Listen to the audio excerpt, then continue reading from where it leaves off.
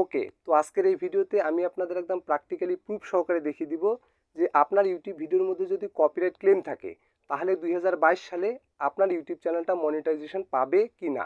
But তার আগে এই বিষয়টাকেও অনেক ভালোভাবে জানা দরকার যে কপিরাইট ক্লেম জিনিসটা কি, আর কপিরাইট ক্লেম কেনই বা ভিডিওতে আসে, এবং অন্যের ভিডিও কত সেকেন্ড কপি করলে আপনার ভিডিওতে কপিরাইট ক্লেম আসতে পারে, এবং আপনার ভিডিওতে যদি কপিরাইট ক্লেম এসেই থাকে তাহলে সেটা আপনার ইউটিউব চ্যানেলের উপর কতটা ক্ষতিকর এফেক্ট ফেলবে। এই যে পুরো বিষয়টা কিন্তু আজকের এই ভিডিওতে আমি আপনাদের এ টু জেড ভালোভাবে বুঝিয়ে দিব। তাই রিকোয়েস্ট করব ভিডিওটিকে শেষ অবধি দেখার, কারণ এই ভিডিওটি থেকে কিন্তু আপনি অনেক কিছু জানতে পারবেন এবং অনেক কিছু কিন্তু শিখতে পারবেন।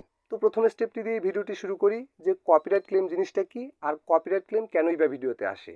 তো দেখুন, আপনি যদি ইউটিউব থেকে অন্য কারো ভিডিও, অডিও বা মিউজিক ডাউনলোড করে আপনার ভিডিওতে ইউজ করেন, আর ইউটিউবের অ্যালগোরিদম যদি সেটা বুঝতে পারে যে আপনার আপলোড করা ভিডিওর সাথে ইউটিউবে আপলোড করা অন্য কারো ভিডিওর হুবহু মিল রয়েছে, তখন কিন্তু ইউটিউবের যে অ্যালগোরিদম সেটা কিন্তু আপনার ভিডিওতে একটা ক্লেম বসিয়ে দেয়।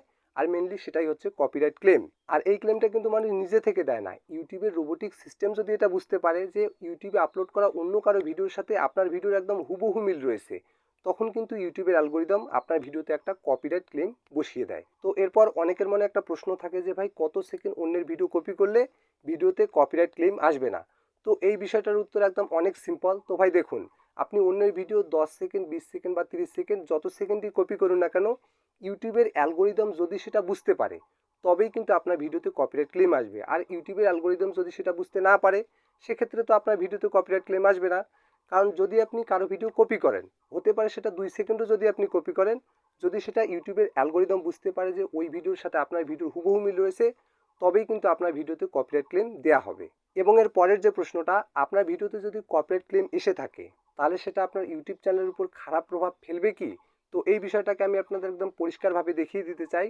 তো আপনার যেই ভিডিওটাতে কপিরাইট ক্লেম এসেছে সেই ভিডিওর উপরে আপনি যদি কপিরাইট ক্লেমের উপরে কার্সার নিয়ে যান এবং সেখানে যদি আপনি সি ডিটেলসের উপরে ক্লিক করেন, সেখানে আপনি ক্লিয়ারলি দেখতে পাবেন সেখানে ইউটিউব নিজে বলতেছে যে the content ID claims on your video doesn't affect your channel, this is not a copyright strike.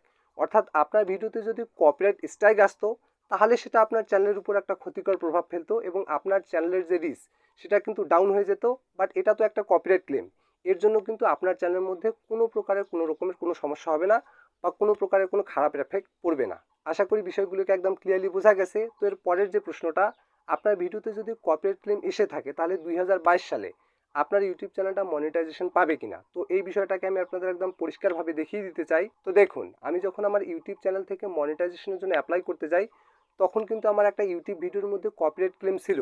তারপরেও কিন্তু আমি মনিটাইজেশনের জন্য অ্যাপ্লাই করি এবং তারপরেও কিন্তু ইউটিউব আমাকে মনিটাইজেশনটা দিয়ে দেয়। তো মনিটাইজেশন পাওয়ার যে বিষয়টা, সেই বিষয়টাকে আমি আপনাদের একদম ভালোভাবে বুঝিয়ে দিচ্ছি।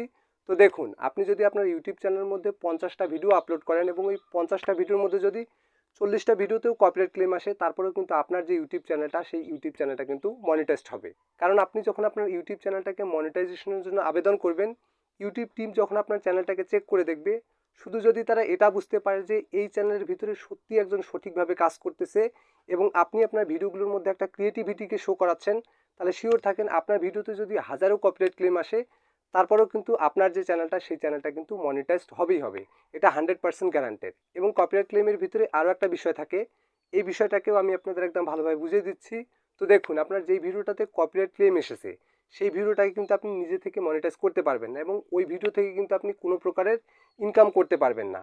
তো ওই ভিডিও থেকে ইনকাম সেই করতে পারবে বা ওই ভিডিওটাকে সেই মনিটাইজ করতে পারবে যার ভিডিওর কারণে আপনার ভিডিওতে কপিরাইট ক্লেম এসেছে। অর্থাৎ মেইন ওই ভিডিওর যে ওনার, সে কিন্তু এই ভিডিওটাকে মনিটাইজ করতে পারবে। আর আপনি যদি ওই ভিডিও থেকে ইনকাম করতে চান তাহলে যে কোনো মূল্যে কিন্তু আপনাকে ওই ভিডিও থেকে কপিরাইট যে ক্লেমটা আছে সেই কপিরাইট ক্লেমটাই কিন্তু সরিয়ে তুলতে হবে। এর জন্য হতে পারে কি, আপনার ভিডিওতে যদি অডিওর কারণে কপিরাইট ক্লেম আসে বা ভিডিওর কারণে যদি কপিরাইট ক্লেম আসে, তাহলে ওই অডিও বা ভিডিওটাই কিন্তু আপনার যে ভিডিওটা ওই ভিডিও থেকে সরিয়ে দিতে হবে।